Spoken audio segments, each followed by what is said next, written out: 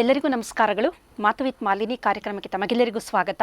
ನಾನು professor Suttur S Malini, ಅಧ್ಯಕ್ಷರು, genetics ಮತ್ತು ಜೀನೋಮಿಕ್ಸ್ ಅಧ್ಯಯನ ವಿಭಾಗ, ಮೈಸೂರು ವಿಶ್ವವಿದ್ಯಾನಿಲಯ. ಇತ್ತೀಚಿನ ದಿನದಲ್ಲಿ ನಾವು ವಾರ್ತಾಪತ್ರಿಕೆಗಳಲ್ಲಿ ಮತ್ತು ಚಲನಚಿತ್ರ ಅಥವಾ ಟಿ ವಿಗಳಲ್ಲಿ ನೋಡ್ತಾ ಇದ್ದೀವಿ, ಹೆಣ್ಣಿನ ಮೇಲೆ ನಡೆಯುವ ಅತ್ಯಾಚಾರ, ಅದರಲ್ಲೂ ಪ್ರಮುಖವಾಗಿ ಪುಟ್ಟ ಮಕ್ಕಳ ಮೇಲೆ, ಸಣ್ಣ ಮಕ್ಕಳ ಮೇಲೆ ನಡೆಯುವ ದೌರ್ಜನ್ಯ, ಲೈಂಗಿಕ ಕಿರುಕುಳ, ಇವುಗಳನ್ನೆಲ್ಲ ನೋಡಿದಾಗ ಇತ್ತೀಚಿನ ದಿನದಲ್ಲಿ ಈ ಥರದ ಪ್ರಕರಣಗಳು ಹೆಚ್ಚಾಗಿ ಕಂಡುಬರ್ತಾ ಇದೆ. ಇದಕ್ಕೆ ಕಾರಣ ಏನು ಅಂತ ನೋಡಿದ್ರೆ ಬೇಕಾದಷ್ಟು ಕಾರಣಗಳು ಇದೆ. ಅದರ ಜೊತೆಗೆ ಬಹಳ ಪ್ರಮುಖವಾದ ಕಾರಣ ಏನು ಅಂತಂದರೆ ಸೋಷಿಯಲ್ ಮೀಡಿಯಾ ಅಂತ ಅನ್ಬಹುದು. ಇದರಲ್ಲಿ ಉದ್ರೇಕಗೊಳ್ಳುವಂತಹ ಕೆಲವೊಂದು ದೃಶ್ಯಗಳನ್ನು ಅಥವಾ ಸಿನಿಮಾಗಳನ್ನು ನೋಡುವಂತಹ ಯುವ ಜನತೆಗೆ ಏನಾಗುತ್ತೆ ಅಂದರೆ, ಆ ಸಂದರ್ಭದಲ್ಲಿ ಅವರ ಕೈಗೆ ಸಿಕ್ಕಂತಹ ಪುಟ್ಟ ಮಕ್ಕಳಂತ, ಅದರಲ್ಲೂ ಕೆಲವು ದುಷ್ಟರುಗಳು ಮಾತ್ರ ಪುಟ್ಟ ಮಕ್ಕಳು, ಅಸಹಾಯಕ ಮಹಿಳೆಯರ ಮೇಲೆ ದೌರ್ಜನ್ಯವನ್ನು ನಡೆಸ್ತಾ ಇದ್ದಾರೆ.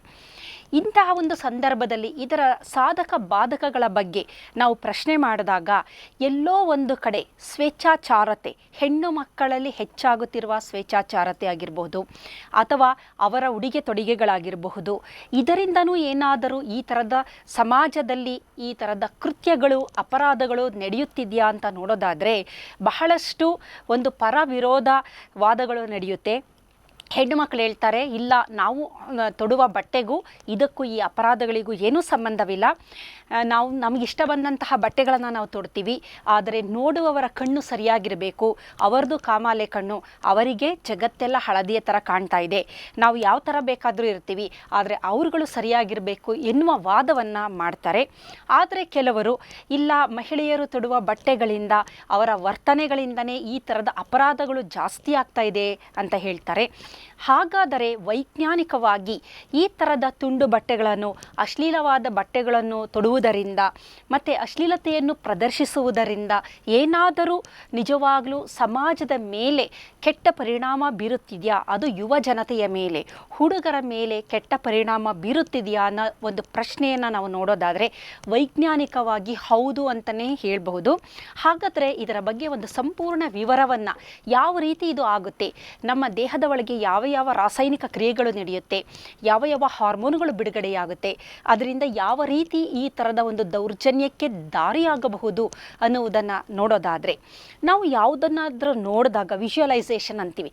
ಅಂದರೆ ದೇಹದ ಉಬ್ಬು ತಗುಗಳಾಗಿರ್ಬೋದು, ಕಲರ್ ಕಾಂಪ್ಲೆಕ್ಷನ್ ಅಂತೀವಲ್ಲ, ಆ ಕಲರ್ಗಳಾಗಿರಬಹುದು, ಅಥವಾ ಕೆಲವೊಂದು ಹಾವಭಾವಗಳು, ಉಡುಗೆ ತೊಡುಗೆಗಳು, ಅದು ತುಂಬ ತುಂಡುಡುಗೆ ಅಥವಾ ಒಂದು ಅಶ್ಲೀಲತೆಯ ಉಡುಗೆ ಅಂತ ಏನಾದರೂ ಇದ್ದರೆ ಅದನ್ನು ನೋಡಿದಾಗ ಏನಾಗುತ್ತೆ, ಏನೇನು ನಮ್ಮ ದೇಹದ ಒಳಗಡೆ ಅಥವಾ ಯುವಕರಿಗೆ ಏನೇನು ಅವರ ದೇಹದಲ್ಲಿ ಬದಲಾವಣೆ ಆಗುತ್ತೆ ಅಂತ ನೋಡೋದಾದರೆ ಮೊದಲು ಅದನ್ನು ನೋಡ್ತಾರೆ, ನಾವು ನೋಡ್ತೀವಿ. ನಂತರದ ಅದೇನಾಗುತ್ತೆ, ನಮ್ಮ ಆ ವಿಷನ್ ಏನಿರುತ್ತೆ, ಆ ಒಂದು ಚಿತ್ರಪಟ, ಅದು ನಮ್ಮ ರೆಟೈನಾ, ಕಣ್ಣಿನ ಒಳಗಡೆ ಇರುವ ರೆಟೈನಕ್ಕೆ ಅದು ತಲುಪುತ್ತೆ. ರೆಟೈನಾದಿಂದ ಆಪ್ಟಿಕ್ ನರ್ವ್ ಅಥವಾ ಆಪ್ಟಿಕ್ ನರದ ಮುಖಾಂತರ ಅದು ಅಮೆಗ್ಡೆಲ್ಲಾ ಎನ್ನುವ ನಮ್ಮ ಹಿಂಭಾಗದ ಮೆದುಳಿಗೆ ಹೋಗುತ್ತೆ. ಅಲ್ಲಿ ಅದು ಸ್ವಲ್ಪ ಪ್ರೋಸೆಸ್ ಆಗುತ್ತೆ.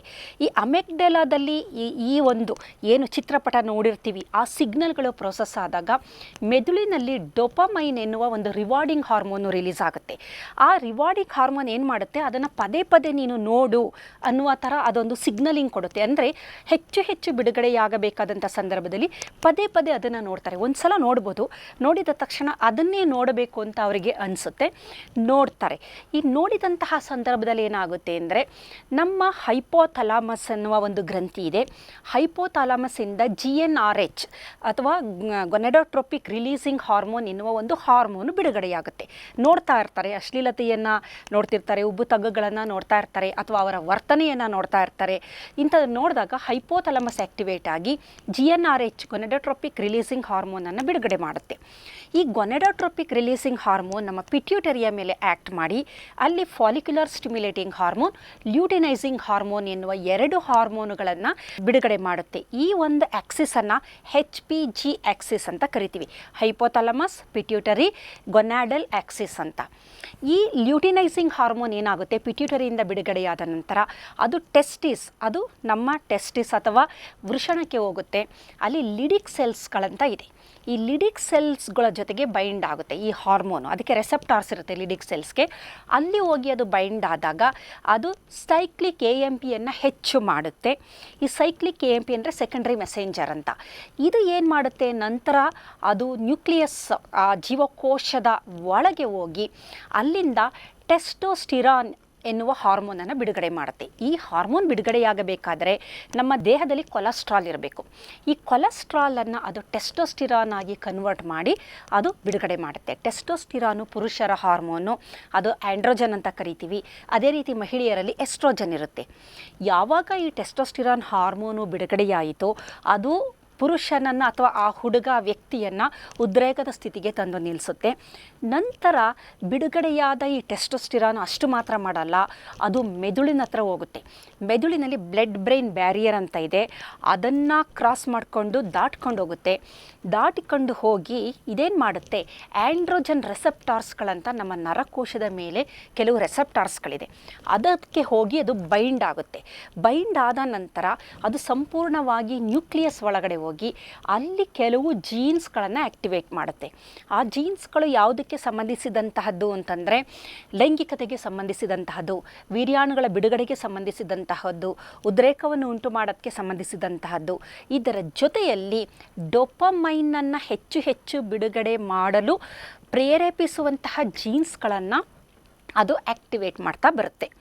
ನಂತರ ಇಷ್ಟಾದ ನಂತರ ಡೊಪಮೈನ್ ಪಾತ್ವೆ ಅಂತ ನಾವು ನೋಡೋದಾದರೆ, ಡೊಪಮೈನ್ ಅನ್ನೋದು ಒಂದು ರಿವಾರ್ಡಿಂಗ್ ಹಾರ್ಮೋನ್.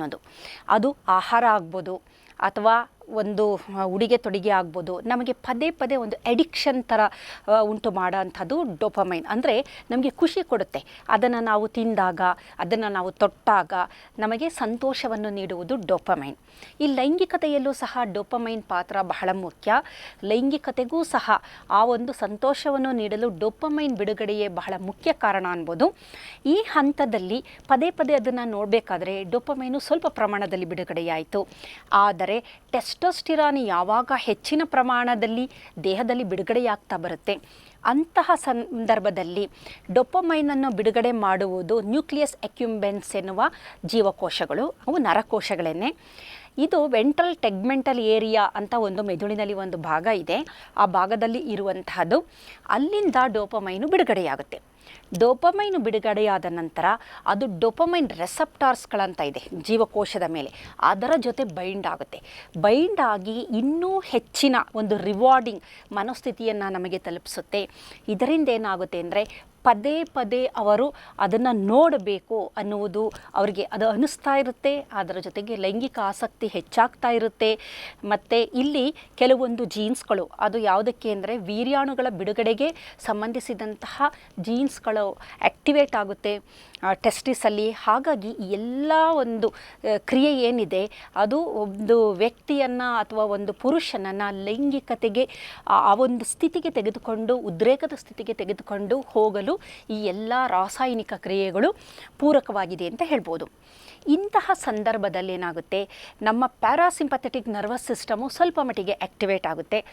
ಅಲ್ಲಿ ಅಸಿಟೈಲ್ ಕೊಲಿನ್ ಜಾಸ್ತಿ ಬಿಡುಗಡೆಯಾದಾಗ ಅದು ಒಂಥರ ಅಂದರೆ ಒಂದು ಸಂತೋಷದಾಯಕವಾದ ಒಂದು ನ್ಯೂರೋ ಟ್ರಾನ್ಸ್ಮಿಟರು.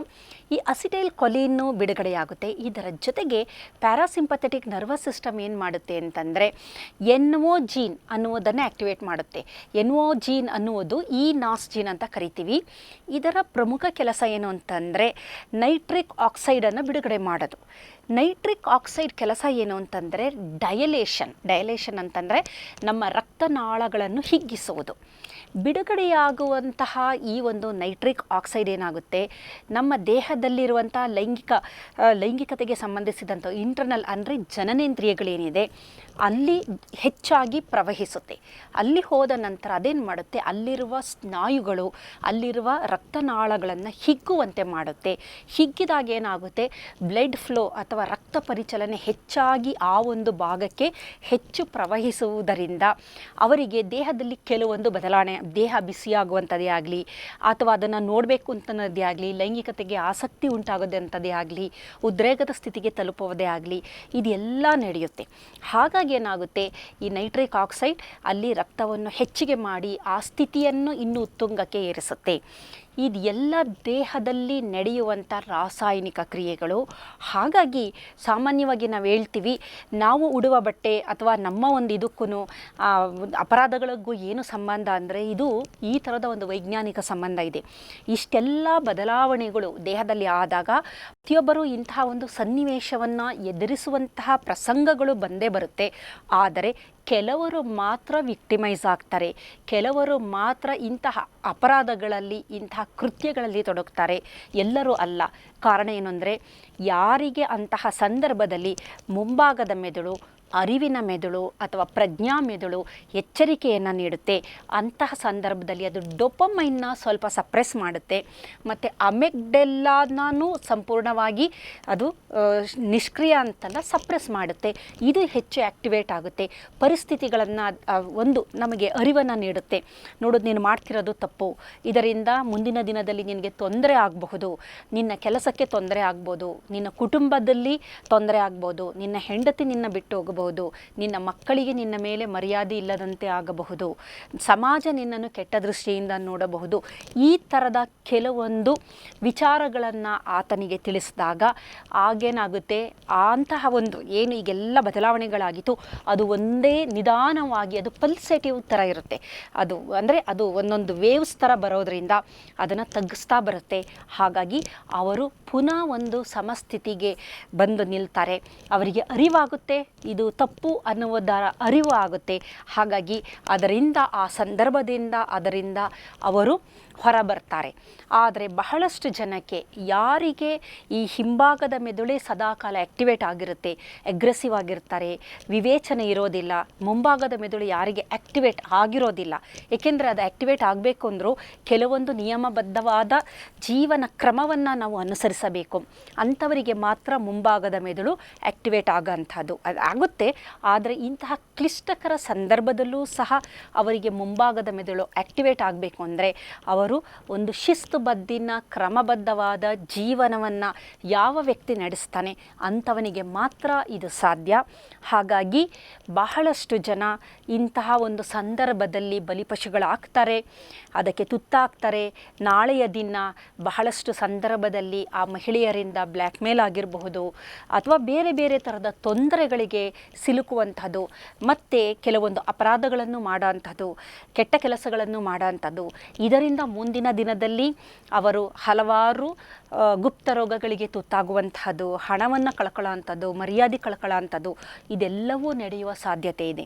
ಹಾಗಾಗಿ ಬಹಳಷ್ಟು ಜನರ ತರ್ಕ ಏನು ಅಂತಂದರೆ, ನಾವು ಯಾವುದೇ ಬಟ್ಟೆ ಹಾಕಲಿ, ನಾವು ಹೇಗೆ ಇರಲಿ, ಅದಕ್ಕೂ ಈಗ ನಡೆಯುತ್ತಿರುವ ಅಪರಾಧಗಳಿಗೂ ಅಥವಾ ಈಗ ಸಮಾಜದಲ್ಲಿ ಏನು ನಡೀತಾ ಇದೆ, ಅತ್ಯಾಚಾರ ಆಗಿರ್ಬೋದು, ದೌರ್ಜನ್ಯಗಳಾಗಿರ್ಬೋದು, ಲೈಂಗಿಕ ದೌರ್ಜನ್ಯ, ಇದಕ್ಕೂ ಸಂಬಂಧ ಇಲ್ಲ ಅಂತಾರೆ. ಆದರೆ ಇದಕ್ಕೂ ಅದಕ್ಕೂ ನೇರವಾದ ಸಂಬಂಧ ಇದೆ. ಕಾರಣ ವಿಜುವಲ್ ಅಥವಾ ನಾವು ನೋಡೋದೇ ಆಗಲಿ, ಕೇಳೋದೇ ಆಗಲಿ, ಸ್ಪರ್ಶನೇ ಆಗಲಿ, ಇವೇನು ಮಾಡುತ್ತೆ, ನಮ್ಮ ಪಂಚೇಂದ್ರಿಯಗಳು ಅಂತ ನಾವೇನು ಹೇಳ್ತೀವಿ, ಅದು ನಮ್ಮ ಮೆದುಳಿನಲ್ಲಿ ಪ್ರೊಸೆಸ್ ಮಾಡಿ ಹೈಪೋಥಲಾಮಸ್ಗೆ ಸಿಗ್ನಲ್ನ ಕೊಡುತ್ತೆ. ಅಮೆಗ್ಡೆಲ್ಲಾಗೆ ಕೊಡುತ್ತೆ, ಡೋಪಮೈನ್ ಸಿಸ್ಟಮ್ಗೆ ಕೊಡುತ್ತೆ, ಹೈಪೋಥಲಾಮಸ್ಗೆ ಕೊಡುತ್ತೆ. ಹೈಪೋಥಲಾಮಸ್ಗೆ ಕೊಟ್ಟಾಗ ನಂತರ ಅದು ಪಿಟ್ಯೂಟರಿ ಮೇಲೆ ಆ್ಯಕ್ಟ್ ಮಾಡಿ, ಪಿಟ್ಯೂಟರಿಯಿಂದ ನಮ್ಮ ಜನನೇಂದ್ರಿಯಗಳು ಏನಿದೆ, ಅದು ಟೆಸ್ಟಿಸ್ ಆಗಿರ್ಬೋದು, ಅಲ್ಲಿ ಅದು ಮತ್ತು ಆ್ಯಂಡ್ರೋಜನ್ಗಳು ಹೆಚ್ಚು ಬಿಡುಗಡೆಯಾಗುತ್ತೆ, ಅಡ್ರಿನಲ್ ಗ್ಲ್ಯಾಂಡ್ ಆಗ್ಬೋದು, ಟೆಸ್ಟಿಸ್ ಆಗಿರಬಹುದು. ಇವುಗಳ ಮೇಲೆ ನೇರವಾದ ಪರಿಣಾಮ ಬೀರೋದ್ರಿಂದ ಪುರುಷ ಹಾರ್ಮೋನಾದ ಟೆಸ್ಟೋಸ್ಟಿರಾನು ಹೆಚ್ಚು ಪ್ರಮಾಣದಲ್ಲಿ ಬಿಡುಗಡೆಯಾಗೋದ್ರಿಂದ ಈ ಥರದ ಬೇಕಾದಷ್ಟು ತೊಂದರೆಗಳನ್ನು ನಾವು ನೋಡ್ತೀವಿ. ಹಾಗಾಗಿ ಸಮಾಜದಲ್ಲಿ ಅದು ಬೇರೆ ಇದು ಬೇರೆ ಅಂತ ಹೇಳೋಕ್ಕಾಗಲ್ಲ. ವೈಜ್ಞಾನಿಕವಾಗಿ ಇದಕ್ಕೂ ನೇರವಾದ ಸಂಬಂಧ ಇರೋದರಿಂದ ಹೆಣ್ಣು ಮಕ್ಕಳು ಆದಷ್ಟು ಒಂದು ಸಮಾಜದಲ್ಲಿ ಇದ್ದಾಗ ಮರ್ಯಾದೆಯನ್ನು ಕಾಪಾಡಿಕೊಳ್ಳುವ ರೀತಿಯಲ್ಲಿ ಅವರ ಉಡುಗೆ ತೊಡುಗೆಗಳಾಗಿರ್ಬೋದು, ಅವರ ಹಾವಭಾವಗಳಾಗಿರ್ಬೋದು, ಅವರ ನಡವಳಿಕೆಗಳಾಗಿರ್ಬೋದು, ಇವುಗಳನ್ನು ಸರಿಯಾಗಿ ಶಿಸ್ತುಬದ್ಧವಾಗಿ ಇಟ್ಕೊಂಡರೆ ಖಂಡಿತವಾಗಲೂ ಏನು ನಡೀತಾ ಇದೆ ಸಮಾಜದಲ್ಲಿ ಅದು ತಗ್ಗುತ್ತೆ.